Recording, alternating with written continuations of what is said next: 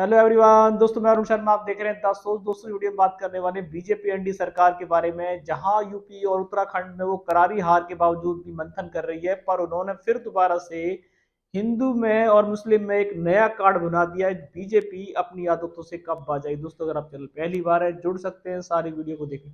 दोस्तों बात करते हैं बीजेपी एनडी सरकार के बारे में कि यूपी में और उत्तराखंड में इतनी करारी हार के बावजूद भी पर बीजेपी दोबारा से चाहती है कि हिंदू और मुस्लिम को उलझा दिया जाए।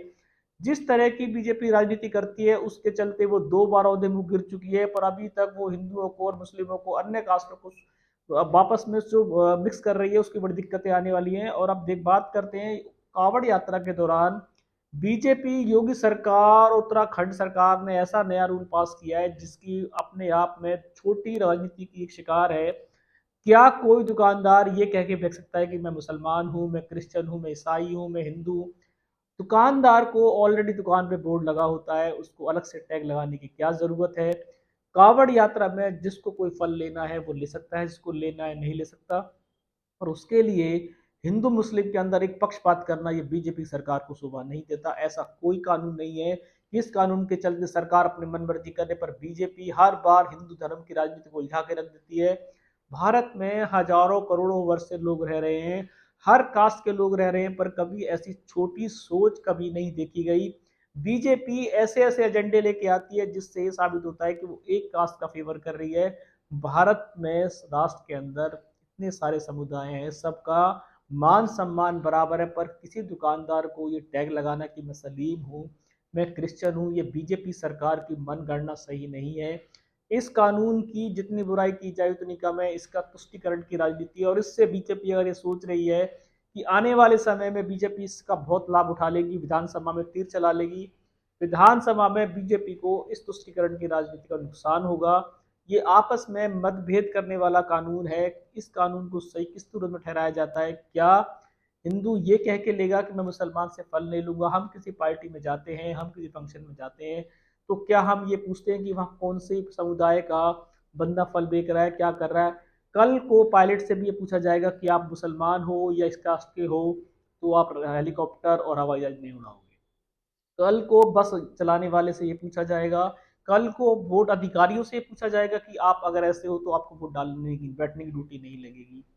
ये किस तरह की देश में राजनीति फैलाई जा रही है, और इस राजनीति से बीजेपी क्या मकसद साबित करना चाहती है? योगी सरकार को देखा जाए तो ऐसे ऐसे कानूनों को लेके आई जिसको आज उनकी वजह से चलते खुद बीजेपी में मंथन जारी है, और बीजेपी में खुद आदित्यनाथ के खिलाफ लोगों ने मोर्चा खोल दिया है।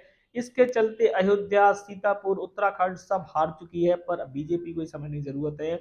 देश में इस तरीके की राजनीति को करनी शोभा नहीं देती। ये देश सभी समुदायों का देश है, इसके अंदर टैग लगा के राजनीति करने का क्या मतलब है?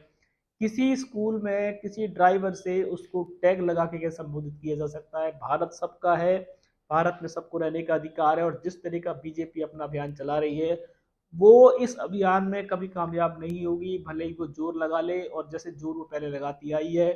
अब आने वाला समय बीजेपी के खसकने का समय है। वोटरों ने ये साबित कर दिया है कि राम नाम के मुद्दे से जो हर बार आप रोटी सेक रहे थे वो भुज चुकी है। अन्य कार्डों को चलाने के लिए आप हर प्रदेश में ऐसे जुमले फेंक रहे थे, वो धराशायी हो रहे हैं। अगर हिंदू राजनीति से ही इनका बेड़ा पार होना होता तो अयोध्या जैसा मंदिर बनाने के बावजूद भी बीजेपी का बेड़ा पार क्यों नहीं हुआ? पर बीजेपी मंथन इसलिए कर रही है कि वो अपने पार्टी के नेताओं को समझा ले, पर पार्टी के नेता ही आपस में उलझ रहे हैं। कोई योगी आदित्यनाथ को हार का टीका फोड़ रहा है, कोई केशव प्रसाद मौर्य के ऊपर फोड़ रहा है, कोई चौधरी साहब के ऊपर फोड़ रहा है, पर हार तो हार है। बीजेपी को इतनी करारी हार से हिंदू धर्म की राजनीति से बाहर आना चाहिए। उन्हें ऐसी राजनीति करनी चाहिए जिसपे सवालिया निशान खड़े ना हो। चाहे कावड़ यात्रा हो, अन्य यात्राएं हो, सब यात्राओं का सम्मान करते हैं। कोई कास्ट किसी यात्रा को नुकसान नहीं पहुंचाएगी अगर आप धर्म की राजनीति नहीं करोगे। फिलहाल बीजेपी फिर हिंदू को भ्रमित करने के लिए नई राजनीति लेके आई है। अब ये मन घड़ंत कानून जो लेके आए, ये कितना लागू होगा? जनता इनकी राजनीति को पहले सिरे से नकार चुकी है, पर बीजेपी सुधरने को तैयार नहीं है। बीजेपी ने फिर अपना एक नया बवंडर खड़ा कर दिया है। पहले बीजेपी में हार का जो भूत चाल आया, पहले बीजेपी उससे तो निपट ले। कहीं ऐसा ना हो कि राजनीतियों के चक्कर में बीजेपी के हाथ से आने वाला समय भी चला जाए। दोस्तों इस रुझान पे नजर बनाई थी कि बीजेपी ने कांवड़ यात्रा के दौरान अपने मनगढ़ंत कानून बनाने शुरू कर दिए हैं। ऐसे कानूनों की किसी तरीके से समाज में कोई जगह नहीं है।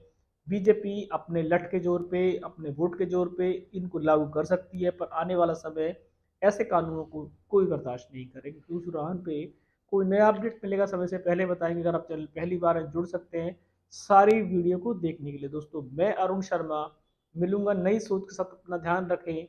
नमस्कार।